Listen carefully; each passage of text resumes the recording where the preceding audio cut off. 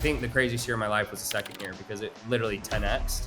And I was working, I think I was working 18 hours every day. It was insane. Have you ever wondered how to make $1 million with social media? So the first year was my slowest. That was $1 million. And then the craziest year was year 2. It went to 10, then it went to 15. And then after that, it's been 20 to 25 on average. Meet Tanner Chidester. Tanner has built $100 million company specializing in helping entrepreneurs start and scale their online businesses. High ticket clients can be anywhere between 80 to 100 in a month. Tanner has guided countless individuals to leverage the power of the internet. Failure is prerequisite to success. You can't skip it. And that's what I thought I was doing, but I didn't. Welcome, Tanner Chidester, to the show. Tanner built $100 million company called Elite CEOs. Elite CEOs is helping entrepreneurs to start and scale their online companies. Tanner, welcome to the show. Yeah, thanks so much for having me. I'm excited to be here. Yes, 100%. Let's kick this off with what's your mission on this planet actually, and what inflection point made you start your business? I think my mission at this point, I'm just trying to become the best version of myself. And it sounds cliche, but I think once you start hitting big milestones, you realize that there's no milestone that is really going to get it done for you. So I think I really have fallen in love with just becoming the best human I can be. In terms of starting my business, I grew up in a very, I don't want to say poor household, but we just had just enough. There were 7 kids. My dad was a teacher. My mom stayed at home.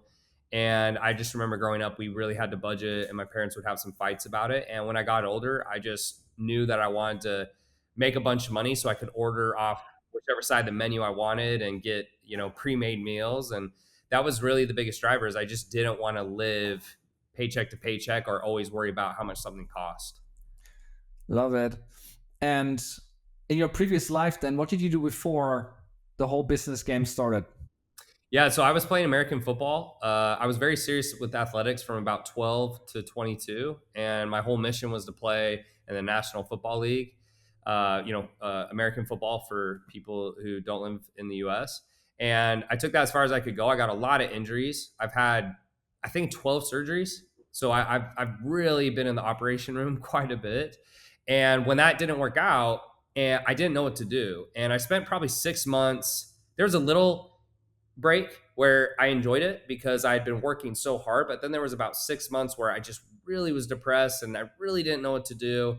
And I met a mentor who actually was friends of my family, and he approached me because he wanted me to go back to church. So at this time, I wasn't going to church, and he's really religious. And he said, "Hey, look, if you come back to church, I'll show you how to build a business so you can make more money." Because when we had lunch and he asked what my goals were, I said, I want to make a lot of money. And he said, well, you can make a lot more money building a business than going to school. And so that's actually when it started around the age of, 22, 23. And then I've just been doing it ever since.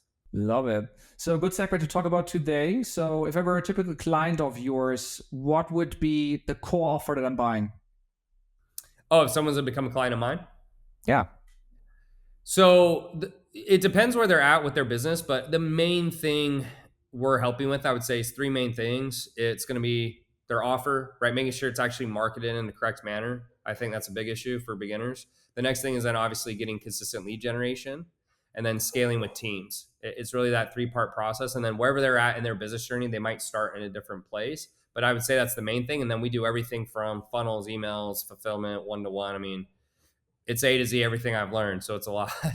Clear. So is it actually, it's on demand and it's group and it's one-on-one and it's done for you and done with you and like essentially the whole roster? Yeah, it's about as much as you can do. And I would say it takes years to build out the infrastructure I have because we have a done for you ads team. We have a done for you tech team. They can get software. I mean, so I started just doing a hybrid model of group and one-to-one, and then it's expanded from there. But, we've been doing it 6 years now, so it's gotten pretty robust. Clear.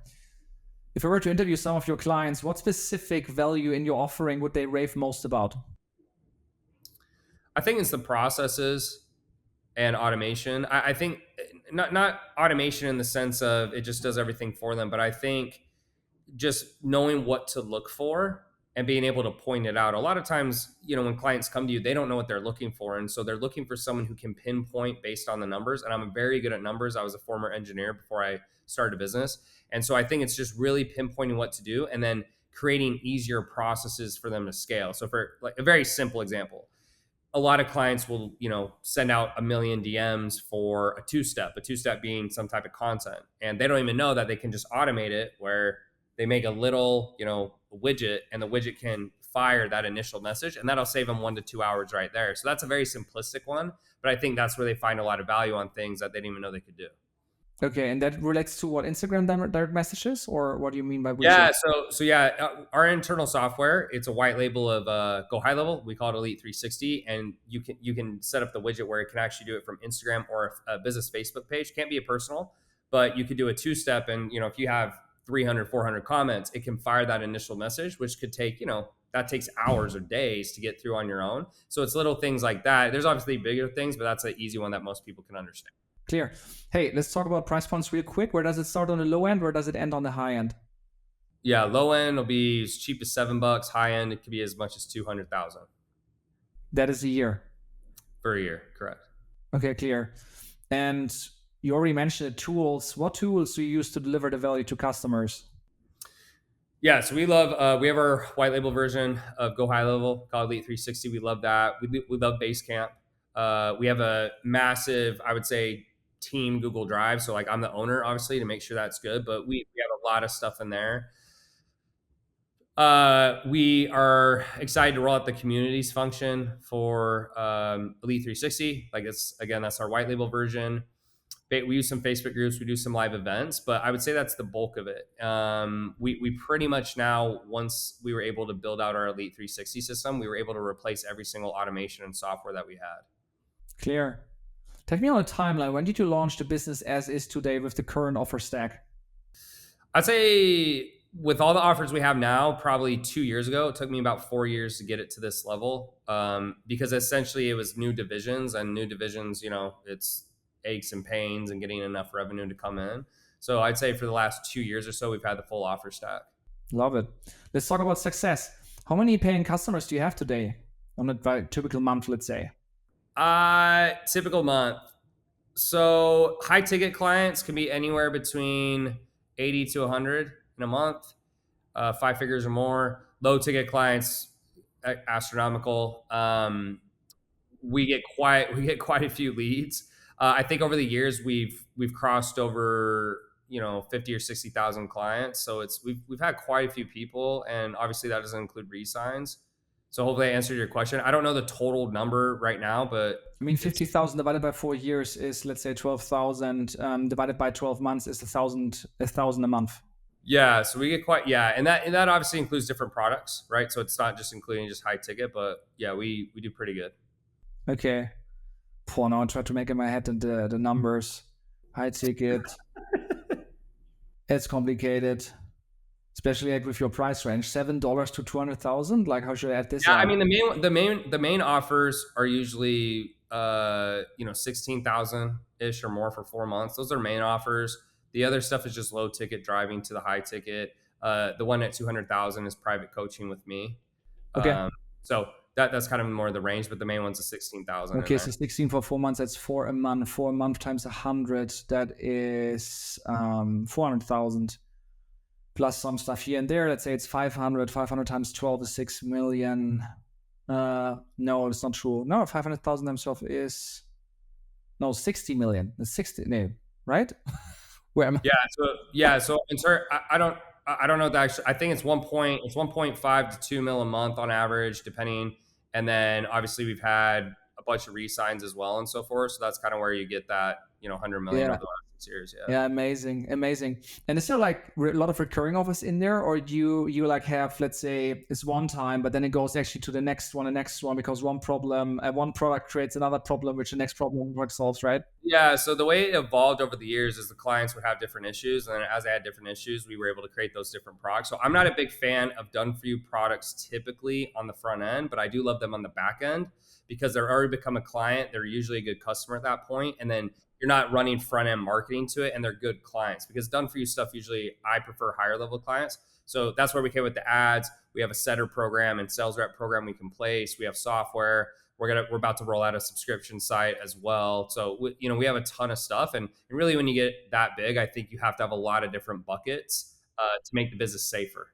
If you think the creator economy is really interesting, then I got something for you. On milliondollarcreators.club, we actually created a database of all the creators out there, and you see not just their fans, followers, subscribers, but actually how much money are they making. So with that, we bring now transparency into the creator economy, and you really see how are the best of the best get their customers, price their offers, create their offer stack, get customers, which tools are they using, how will they grow and triple their business going forward. So if that's interesting for you, including lists of who makes the most revenue, who has the fastest revenue growth, who has the biggest audience, who has the fastest growing audience, who makes the most revenue per follower, and who has the most exciting offer stack from low end all the way to the high end, then go to milliondollarcreators.club and enjoy the data. Yes, 100%. Yeah, 100%. Just real quick to understand growth, let's say now it's 20 million run rate a year ago. Like, was it 10, half, or like where? How's the growth look like? Yeah, so the first year was my slowest. That was 1 million, right? And then the craziest year was year 2. It went to 10, then it went to 15, and then after that, it's been 20 to 25 on average. And so I think the craziest year of my life was the second year because it literally 10xed. Yes. And I was working. I mean, I think I was working 18 hours every day. It was insane. Like it's crazy growth, but it was super fun. I mean, it's been super. Yeah, I can relate. We had a 9-month period where we grew from 2 to 11 run rate. It Yeah, was like that's crazy, man. Yeah, it's a lot of insane. growth. And you guys are doing a lot of volume too. Yeah, So I think it's a lot more volume in terms of customers overall. yeah. That's true. That's true. Um, Good. So let's maybe talk about cost base. That's interesting, I think, right? So if I have, first of all, like, how big is the team headcount? Yeah, the biggest we were at one time was 100. We got a little bloated. We're at 70 now, but yes, it's pretty good size. Yeah, like us, we're also 70. And then if I were to have the secret chat with your accountant, what will he tell me where you spend most of your money? Is it payroll and ads? Yeah, 100%. I'd say I think ads is even more. I mean, ads is definitely more in payroll. I'm not even gonna say it's maybe. It definitely is. So I would say 60. I'd say 60% of our expenses is ads, and then I'd say 20% would be payroll, and then whatever else. But it's mostly those two things by far. Yeah, good transition to talk about lead generation, customer acquisition. So how do you actually get eyeballs, awareness, meta paid ads? Yeah, so we run a ton on. At one point, we were running 500,000 a month on Facebook. Now we run pretty much predominantly on IG. We also try to do a little bit on YouTube and so forth. But I think the main drivers over the years have always been Facebook and Instagram. We like running a lot to the DMs. We go really hard with the setters when we set the calls from there, and then we do really hard retargeting. So that's most of the chunk. We spend hundreds of thousands a month on ads. Yeah, let me double click on that. So what's the funnel from awareness then to the actual purchase? Yeah, so a typical, let's just say our normal, so we have a bunch of funnels, but say the typical high ticket funnel. So they'll click an ad, they'll go into the DMs. The DM will fire a link to the opt-in page. They go through that, email and phone number. They'll start getting text, called, they start getting DM'd, then they watch the VSL. So we, have 4 or 5 ways to get them in immediately. If they don't do that, they start getting hit with the sequences to push them to groups or lives or events, etc. So we're just really thorough on the follow-up. I don't even think my funnels are all that great or anything like that. I just think we're super aggressive on the follow up. Clear. Recently heard a lot of people like going into text funnels like SMS, like not WhatsApp or iMessage or email or whatever, but text funnel. And when you said like use go high level or white label of that, I bet you're also doing some of that. Is that impactful for you, the text funnel, or Yeah, not I mean, really? I think for the higher level leads, text message works better. I think we notice a lot of higher level leads. When I say higher level, just more money. They don't respond quite as much to DMs at this point, just because it's been around a bit. I think they respond better to text, but I would say lower level leads or beginners. I think it's about the same. I think higher level leads, the text messages have definitely worked better for us. Clear. You've grown your audience to 1.35 million compared to 900K in a year ago. What has been your secret to grow and convert your audience? Honestly, I don't think I'm that good at organic content yet. I think a lot of it's paid ads or shout outs, etc. I honestly think I have a lot to learn there. And that's actually the next thing I'm trying to do because for my company to make more profit, we really can't spend much more on ads. We're spending so much. I really need to drive more eyeballs with organic traffic. So I don't know if there. I don't really have a good strategy for you. I think I could do a lot of work, but I do try to be consistent. And then we run a lot of ads. We do a lot of shout outs. So I think it's more that, to be frank with you, than anything actually about my organic strategies. Yeah, I can totally relate to that. You know, my co-founder Dan, he was like covering the marketing sales side. He was like back and forth on social over the last years. We spent crazy on Meta. Hmm. I was more the background product tech, and now I'm like trying to crack the organic piece. I'm starting with this podcast, right? And Yeah. yeah, so it's I exactly mean, a lot of people who make a lot of money on the courses or the coaching, et cetera, it's not even that their offer is so good, et cetera. They just get so much free eyeballs. And so if you get enough eyeballs, you're not paying for it. Obviously, your profit's going to be astronomical because totally that's taking 60% of your expenses away.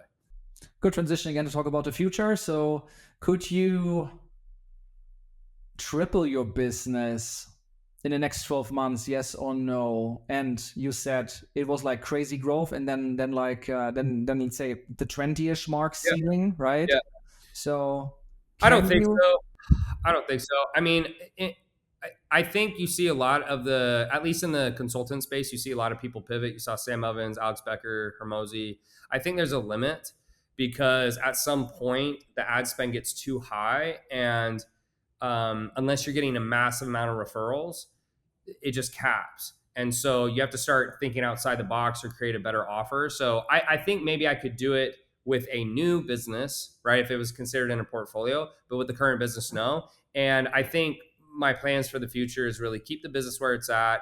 It's a good business, it's a good cash flow, but I'm ready to do new things as well. And so I'm still involved. I still run it, but Yeah. I'm ready for a bigger challenge. I think I've done everything I want to do in this space. Okay. But I mean, arguably, there could be a connection. For example, what Sam did with school, you could do with Lead 360, right? Yeah, I don't think Elite 360 will be the product, but that's what I'm actually working on right now behind the scenes. So I'll announce the next thing in a couple months. But I think the advice I got from quite a few billionaires that I paid either to have interviews or got connected to was, stick with what you know. Don't try to go in a new industry like real estate and take 2 years to learn the nuances, right? A bunch of nuances. And then try to find the biggest pain point for your current customer base and then sell it at a high price. And really, I think after I went through that multiple times, I was able to figure out what I was going to do. So Clear. So what strategy or tactic will get you on this massive growth in the next 12 months? I think the biggest thing I learned from a bunch of the billionaire interviews I had was all the ones that went to a billion in a short amount of time bootstrapped had usually it was high priced, it had zero to no fulfillment, and they really didn't need a bunch of marketing because it grew so much by word of mouth because it was such a good product. So I'm really going to try to use that strategy. I love consulting, but the hard part is because everyone has different levels of success. It doesn't scale the same way word of mouth because John had a 10 out of 10, George was a 5 out of 10, and Linda was a 1 out of 10. And no matter how good your program is or how much you do, part of it does play into it with their skill level. That's at least my opinion. Before we continue, there's one favor I would like to ask. If you enjoy what we do here and you enjoy the guests that we bring, please join Million Dollar Creators by hitting the subscribe button. And if you do, I'll make you a deal. I do everything in my power to make this show bigger and better for you. Do we have a deal? Enjoy the show. Clear. Yeah, what buckets then are left to actually achieve that? Like what qualifies? Is it SaaS or? Yeah, I mean, SaaS is obviously the biggest one. I think you can get away with it with products a lot harder, but Quest Nutrition or like Protein Bar, it's the same. I think anything where the least of these gets the same experience, which is why SaaS is a big one because no matter if they have a one IQ or 100, they click the button, they get the same result, et cetera. And so SaaS is obviously one of the most popular ones, but I would say there's more risk involved. Products can be great as well, but most of the billionaires I spoke to, even the mega millionaires, it was either a product or it was SaaS. There's definitely big agencies like Gary Vee, et cetera, but I think those are more rare and in between. I think most of the big companies, it was some type of product, everyone gets the same result, or some type of SaaS where everyone got the same result. And so as I've gotten more mature and I've learned, like I've seen that, and I'm kind of excited for that next step. Clear.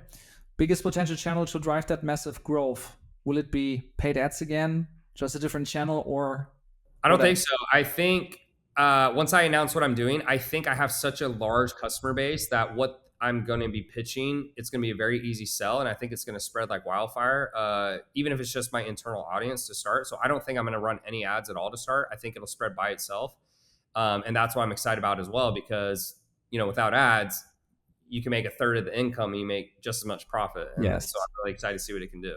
Yeah, 100%. What is the biggest thing holding you back personally on that journey? Uh, I guess it's really.